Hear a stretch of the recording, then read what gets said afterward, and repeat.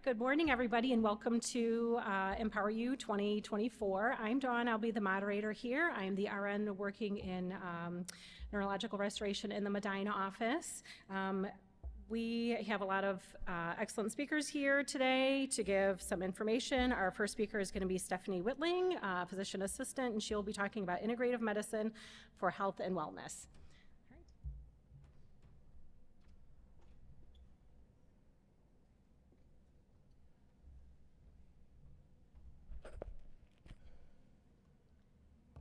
Hello, everyone. Like I said, my name is Stephanie Whitling. I'm a PA. I practice in Medina, Broadview, and Strongsville for the Cleveland Clinic, Integrative Medicine. Been a PA for 20 years, been with the clinic for a little over a year now, but really love what we do as part of our practice. And with Integrative Medicine, we also have services all over the east side, west side, and main campus. So if this interests you at the end of the day, certainly we have flyers and stuff over, I think they said, in building 2 with our information as to how to schedule an appointment if you'd like to. So we'll go ahead and get started here.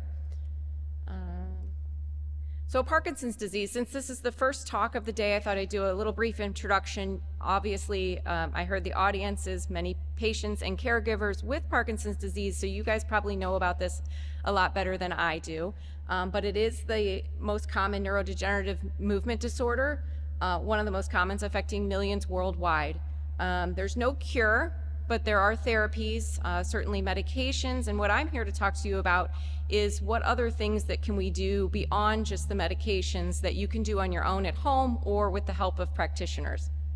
The disease is typically in older people, but as we all know, there are some younger people that have been affected by Parkinson's disease. I think probably the most famous would be Michael J. Fox, who's been a big advocate for the disease. So certainly can affect anyone, most commonly in men, but can affect women as well. The cause is really unknown, but there are some risk factors. So family history of the disease, as well as exposure to air pollution, pesticides, and solvents, which we'll talk a little bit towards the end of ways to protect yourself, either moving forward or if you have future generations that you want to teach and help them learn a little bit about toxins and how to avoid. And then the prevalence has certainly doubled over the past 25 years. Estimates in 2019 showed over 8.5 million individuals with Parkinson's disease, and that number is rising, as well as just affecting the quality of life and disability associated with the disease. So what we're here to do is help you learn how to work on quality of life measures a little bit as well. Symptoms, like I said, these are things that you guys probably all know. The slow movements, the rigid muscles, the tremor, the involuntary movements, trouble walking, imbalance are certainly some of the key features. And then the non-motor symptoms you might see is some cognitive impairments. Sometimes you have like a Parkinson's with like a Lewy body dementia, which is pretty progressive. But mental health disorders, and this would be like your anxiety and depression that certainly come along with any chronic disease. I see that all the time. Diabetes, heart disease, it's pain, chronic pain. It's hard to live with that without developing depression and anxiety associated with it. Dementia can be associated, like we talked about, sleep disorders, pain, and then sensory disturbances. So these are all the main motor and non-motor symptoms that you might see associated with Parkinson's disease. And so what is integrative medicine? I like to think of it, the definition is up here, but really focusing on the whole body. When you come in to see one of the integrative medicine practitioners, we don't just ask you about your heart or your lungs, we ask you about all of your lifestyle. We ask you about your mind, your body, and your spirit, because those are all very important in us getting to know you and integrating all the different practices that we have. There is certainly lots of evidence-based approach, and we do blend conventional and interventional therapies. I will never tell someone not to take your medications or let's get you off of the medications. If that's your desire, we might work on some lifestyle things and integrate some acupuncture, chiropractor, or massage therapy or other services, and with the goal of maybe reducing, but you would always still work with your conventional doctors, and we can work in conjunction to try to lay out the best personalized plan for you. Providers that practice this type of medicine, there's certainly lots of physicians, MDs, DOs. I'm a physician assistant, but there's certainly nurse practitioners, as well. We have chiropractors, and these are all services that, that we have in our department as well, throughout the Northern Ohio area. We have holistic mind-body psychotherapists, we have acupuncture, Tai Chi, yoga, massage therapy, registered dietitians, and we even have chefs. A fun little thing that we have is people that have some sort of chronic condition, hypertension, heart disease, neurodegenerative disorders. We have a shared medical group that's kind of fun, where they talk a little bit about the disease, and then you'll work with the chef on a virtual visit, where you can be at home in your kitchen and they'll be up in their teaching kitchen, and they'll teach you how to cook for that type of disease. So it's kind of fun that we can have these type of groups. And then the Chinese herbal therapist, a few members of our department do have that as a background as well. I think one that you're going to hear from next as well. And so what are the 4 pillars of lifestyle medicine? So if you came in to see me or any of my colleagues as part of a visit, these would be the things that I would focus on. I will ask you and get input on where you are, so we can help you get to a point that you can help utilize these lifestyle measures to help control whatever issue you have.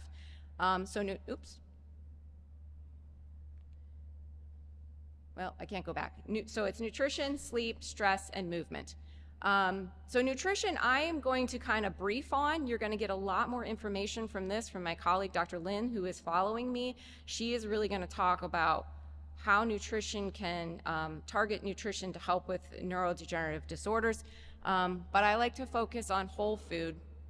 And this should not be a mystery, but in our society and in our grocery stores, there is a lot of question. What should I eat? You walk in the store, depending on where you go, and you're first bombarded by the chips and the pretzels and whatever they have on sale, and you have to get through all that processed food in most stores to get to what I would call the market, where all the fresh fruits and vegetables and stuff are lying.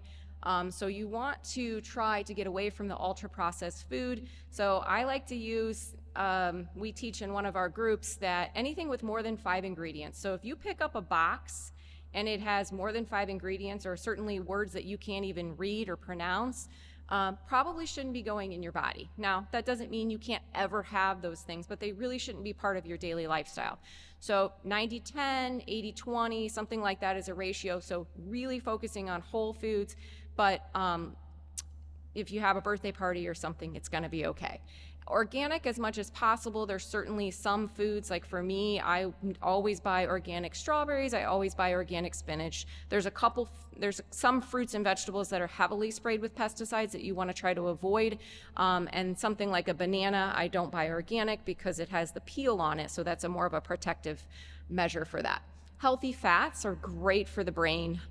So that would be your avocados, your salmon, your nuts and your seeds, and trying to incorporate some of these into your daily diet would be great. So Mind diet and Mediterranean diet, I think probably most of you have heard of the Mediterranean diet. There's a huge focus in that on, you'll see pictures, they're really pretty, that have lots of colorful fruits and vegetables. But also, like I said, the salmon and the avocados, extra virgin olive oil, and then the whole grains and beans. The Mind diet then adds in with extra focus on your berries and your green leafy vegetables. So trying to get a lot more of those. And so trying to focus on these things would be your goal. And so what should you eat? As you can see on this left side, this would be all of your processed foods. They all look really wonderful. They have all the bright colors on the outside of the package. But what you want is more of this. They're all beautiful as well, but these are whole foods. So you've got, this is yogurt, berry, granola. This would be like a salmon and looks like an egg frittata or something like that. But these over here, they're packaged. They have lots and lots of stuff in them. Consider that junk, and we shouldn't be consuming it. And so a general rule of thumb, I usually tell people, take your plate, preferably a smaller plate, not a bigger plate, and on the one side of it, so take half of it and make that mostly your vegetables and a little bit of fruit, depending on your sugars, and then a little bit of whole grain, and then your healthy protein. So instead of the old-fashioned plate, like a plate of spaghetti that's an entire plate of white processed carbohydrate, you want more vegetables. So start with that. That's very, very important. I think that we've gotten away from this in the US for sure, where we have a huge amount of rice or pastas and a little bit of protein, and your greens are really your last thing. So if we can change that mindset, and every plate that you do, you can have breakfast this way, lunch this way, and dinner this way, it's a really good rule of thumb. And so some grocery shopping tips. So Whole Foods, again, limit the ingredients on the labels, fresh markets. If you have trouble getting to the store, most grocery stores now offer either some sort of delivery service or drive up that will help you make better decisions if you're thinking about it and not being in the moment of grabbing bad foods that look taunting to you. And then the aisles to avoid, the ones that like smaller stores like Aldi, I like to say if you can get past that really beginning, that's some of them now have great, like you walk right in and you're in the market. But if you can get past that processed food section, focus on the market area, and then get out, you're probably going to be doing well. And even frozen vegetables and fruit are awesome as well. And so some gut health, and I bring this up because constipation is often associated with Parkinson's disease because of the slow movement and the movement issues, but also has been linked in a precursor to years and years of constipation before people get Parkinson's disease. So ways to prevent and treat constipation: lots of movement, hydration, fiber, which would come mostly from your fruits and vegetables, but you can also get lots of fiber from beans, plant-based, and your fermented foods. So start incorporating some of these things like your yogurt, if you can tolerate dairy, sauerkraut, kimchi, kombucha. Those are all excellent sources of probiotics if you could incorporate those into your diet. And sources of magnesium, probably one of my favorites is the raw pumpkin seeds. They have 60% of your daily value of magnesium. They have a great source of zinc. They taste pretty good. They're great on a salad. So that might be something you might start incorporating. I think a 60% is only in a quarter cup, but if you had a half a cup of those or something like that, depending on your dietary needs, you could cover a majority of the magnesium that you need for the day. And sleep. Sleep, as you probably all know, is often a common issue with people with Parkinson's. Insomnia, excessive sleepiness, which often comes from not sleeping at night, restless leg, and not being able to get into that deep REM sleep that we do need to heal our bodies. And so what can you do about this? I think the most important thing is a consistent schedule. So none of this, one night, probably one of my favorite questions when I ask about sleep, the answer I get is, it varies. What time do you go to bed? It varies. Well, it shouldn't vary. You should have a bedtime, whether your bedtime is 10 o'clock or 11 o'clock or 1 a.m. Try to make it the same time every night. When you get up in the morning, try to get a little sunshine. That helps with that circadian rhythm. Avoid the electronics before bedtime. I know me personally, if I'm working or doing something on the computer or the phone, it really takes a long time for my mind to start to calm down. So definitely phones out of the bedrooms. All the scrolling that we do is not great for us. Preferably TVs out of your bedrooms, and use your bedroom as a cool, dark place to sleep. And you can also incorporate some stretching, some meditation, maybe some light yoga before bed to help with that calming. And Epsom salt baths, or even just soaking your feet. That's another way to get a little magnesium that helps relax the muscles, help with sleep, help with anxiety, and lots of other things. So you don't have to supplement, but there are other ways to get that to help relax your body before bed. Oops. Kind of covered all of these. And then avoid eating a couple, like 2 to 3 hours, because your body's in that digestion mode and not in the restful mode. So we want to put it over there without having it to have to work on your gut. And then movement. A lot of you obviously have movement disorders, so this might seem a little difficult, but we do have to incorporate lots of movement, walking around. This could be walking around your house. If you have to use a walker, that's okay. If you're sitting in a chair, you can certainly do this. Resistance training is awesome to help keep that muscle strength up. You might have some atrophy from not being able to use your muscles the way you wanted to, but we can certainly incorporate resistance training, some with bands, some with light weights. Yoga, swimming, and Tai Chi, which we'll talk about in a few minutes. So the benefits of movement in studies associated with Parkinson's is that it helps with social isolation, especially if you can get in a group where you've got other people doing the same thing that you are. That really helps kind of many things, but kind of motivates you, also gets you that social that you need, helps with cognition, balance, gait, and overall improved quality of life. And there's several small studies that certainly support this. in helping with the quality of life. And so I have here, although the audiovisual guy told me I'm not allowed to look at websites with this, but it's okay. So Tai Chi on our website, if you go to our website, if you get like the acupuncture or one of those flyers over there, it will take you to our website. And on our website, we not only have recipes, all anti-inflammatory recipes created by our chef, but we also have some Tai Chi, some chair yoga, all very gentle because we clearly don't want people falling down or anything like that. And I did do a little digging, and in our area here, so, oops, back.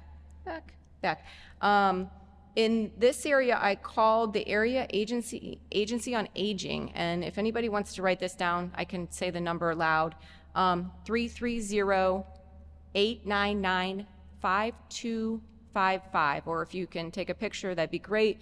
So they offer 8 weeks, 1 hour small groups where they will do Tai Chi. I'm sure there's different locations throughout the area, but that's pretty cool that it's a free thing that you guys could get involved in around here. Think of Tai Chi as like a movement and a flow. And it's really very significant help with balance. I actually had a Parkinson's patient that I used to treat when I worked in pain management. And she swore by it. Like, she would do her Tai Chi a couple times a week, every week, and just absolutely loved it. And she had great balance for somebody that has Parkinson's disease. And she attributed it to her regular practice of Tai Chi. And so stress and anxiety, this is a big thing that I see all the time. I see it in young people, obviously. I see it in older people. I see it a lot, even the elderly, that maybe they've had some loss in their life or they're isolated. But what can you do to help with your own stress and anxiety, not just surrounding the disease, but surrounding a lot of things in your life, because stress can play a real burden on our health. So meditation, I used to personally think of meditation as if I had to be sitting on the beach and, in a certain pose, but meditation doesn't have to be that. You can do short 5-minute meditations, you can do 10-minute meditations. Really, the whole point of meditation is taking you out of that like stressful event and bringing yourself down to a nice, calm state. I like an app, and I should have put that up here, but I did not. It's called Insight Timer. It's a free app that you can download on your smartphone, and it has all kinds of different meditations that you can do. You can also just think of yourself, sitting on the beach, or I love the lake, a lake vacation or something like that, where you're at a very calm state. Some breathing activities. We have, again, all of this stuff on our website as well, but I use a simple 4-7-8 breathing. So you breathe in for 4, you hold it for 7, and you breathe out over 8. You could also do 4-4-4, whatever numbers you choose, but the idea is to breathe in, hold, breathe out, and it will instantly calm you if you can do that. Being in nature, find your thing. Some people love nature, and just maybe a hike or sitting in, we have lots of beautiful parks around here that you could just go and be out there. Take your shoes off, have some grounding, music, prayer, volunteering we have wonderful volunteers here, but it makes you feel good. It makes you feel needed and wanted, and it's such a great thing to help with stress. Socializing with friends or family, if that's not a stressful event for you, yoga, journaling, and just coloring, because you're just focusing in on the details of that, can be ways to relieve stress and anxiety. And then how can we help you with stress? Insight Timer. Insight Timer. It's 2 words, Insight Timer. And there's some things on it that it might make you want to pay, but you can certainly bypass that and not have to pay.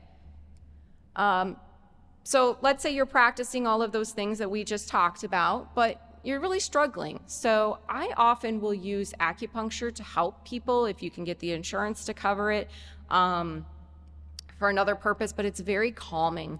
A yoga therapist, we have these in our department that can also help teach you yoga, chiropractors, massage, and probably one of my favorites, which we're going to go into shortly, is holistic psychotherapists. They are excellent and trained to not just do talk therapy, but they can help you get in that relaxed state of mind. And then we have shared medical appointments that sometimes can help people deal One of my favorites is it's called Eating Well. So it's really talking about the Mediterranean diet is the focus of it, but we really talk a ton about stress in that environment where we're teaching people how to manage the stress, a lot around food, but because we know stress is such a major issue, we end up talking about it quite a bit. And we have a little chair yoga at the end of each one of those. And those are something that are billed to medical insurance, so it's really nice for people. And acupuncture is obviously a very, very old technique that really kind of started to catch on in the 1970s, becoming more popular. I use it all the time for patients, and certainly in Parkinson's, there was actually a really, really good study. I have a link to it here, but I reached out to our acupuncturist asking them, what can you tell me about how acupuncture can helps improve the non-motor and motor symptoms of Parkinson's disease, and even helping with some of the side effects of medications. So when I talked to them, what they said was they will do a little exam, a little interview with you. So if you came in, plan your hour, half hour, whatever they have, they're going to ask you questions. They're going to look at your medications. They're going to look at your tongue. They're going to look at different features on your body. And then they'll focus your acupuncture based on what you need. So if you come in there and you're having trouble with sleep, they'll focus on putting the needles where they need. They are very, very, if you're afraid of needles, please don't be. They are literally like the size of a hair. So you won't notice, and it's very calming. They play calming music typically. Very, very safe. We do have this service down in Medina, Broadview, and then all over the upper northern area of the Cleveland area. So such a wonderful service that we have at the clinic. Obviously there's outside places, but we also have it at Cleveland Clinic. And yoga, there's a couple small studies that I'm going to reference here, but yoga training's been effective in improving those motor symptoms and the balance. So especially with that rigidity, because really what you're doing with the yoga is you're breathing and you're stretching, and you're breathing and you're stretching. And you may not be able to do a downward dog, and you may not be able to do some of the what may seem as an awkward poses, but there's a lot of modifications that you can do, and the stuff that we have on our website is done by a yoga therapist, and mostly sitting in a chair, so it's safe. It's, like I said, best provided by a yoga therapist, and if you could get in with one of those, we have those within our system as well, and they can help guide you through the exercises to make sure it's safe for you and you're not injuring yourself. And I just referenced here, but this was a 20 people study, so again, not huge, but twice a week for 60 minutes for 12 weeks, and they showed significant improvements in the lower limb muscle, strength, and range of motion and flexibility. So all things that patients with Parkinson's can benefit from. And then there was another study, again, where they used a different power yoga. It reduced patients' symptoms such as that bradykinesia, which is the slow movements and the stiffness in the upper and lower limbs, and increased the muscle strengths, and there was no adverse effects. So you really can't go wrong by trying some yoga. If you want to YouTube it at home, just pick very basic chair yoga, like I said, or go to our website. Chiropractic care, I couldn't really find a lot of studies to support this, but may help in your pain management. We use that. They do some spinal manipulation, some deep tissue massage, and help with that stretching of those muscles again, and with contractures. So sometimes if you have those rigid muscle movements, your arms or your legs might feel a little contracted. That chiropractic and massage type therapy can help. And again, with there was studies to support that the massage therapy helps with relaxation and muscle tension, and there's a positive change in respect to the tremor. Not so much with the rigidity on this one, but it did help with the tremor. So I think it's probably that whole relaxed muscle feature. And then holistic psychotherapy, we utilize this. I often will send patients this way. We can have a good conversation, but they can go deeper in connecting the mind, body, and spirit as one unit and trying to work in harmony. And so we use it in conjunction with all of the other modalities that we have. They do, like I said, traditional talk therapy. So if you're really feeling anxious or depressed about your disease or the caregiver or something like that, they can talk through this with you and help you, give you some resources to help you, but also work on some of that guided imagery, some mindfulness, which I think of as you have a negative thought, you switch it off and change it to a positive thought. and then some EMDR, which might take you back to like some traumatic areas in your life and trying to desensitize that process. And so toxins, like I said, we brief on this. There's certainly some research, but I don't want to get people to get all nervous about this. So just trying to clean up your lifestyle if you can. I show all of these here, like the pesticides, they're spraying this on the food that we eat. Obviously, air pollution, we mentioned at the beginning, may be an increased risk. There's like all the sunscreens, cleaning products, beauty products, trying to stay away from like vegetable oil that's been heavily processed, and drinking our water from bottles. That increased plastic can have an impact on our toxin load. And so where do you start? This might be one where you take a picture. EWG is a great website, but they also have an excellent app that you can take, like if you pick up some food or something like that, or a beauty product or a cleaning product, and you're like, I really don't know where to even start. This is where I started, probably 5 years ago. It just really started to get interested in this kind of stuff, and like, how can I make myself healthier for me and for my kids? So I started with the EWG app. I started scanning my beauty products. I started scanning package labels for cleaning products, and I was surprised what I thought might be healthy because they put a pretty little green, leafy picture on it. I'm thinking, oh, it's perfect for me. Not always. So these are great apps that they have researched. Think Dirty is another one. And when I reference the organic fruits and vegetables at the beginning, they also have a list that they put out every year of the Dirty Dozen. So those would be the ones that you want to definitely eat organic because they have a higher pesticide load, and the Clean 15. So what you might be able to get away with not buying organic. And then the beauty products, cleaning products, and minimized containers. And so this is actually the QR code for our department. If you have any questions, I think we're supposed to take them separately. I'd be happy to answer them and stick around for a little bit. But if you'd like a one-on-one consult, certainly give this number a call or through our website, and we can help you out. If you want to start with just the acupuncture or chiropractor or something like that, I think you can make those, depending on your insurance, without a referral as well. Are we good on time? Good. Thank you very much.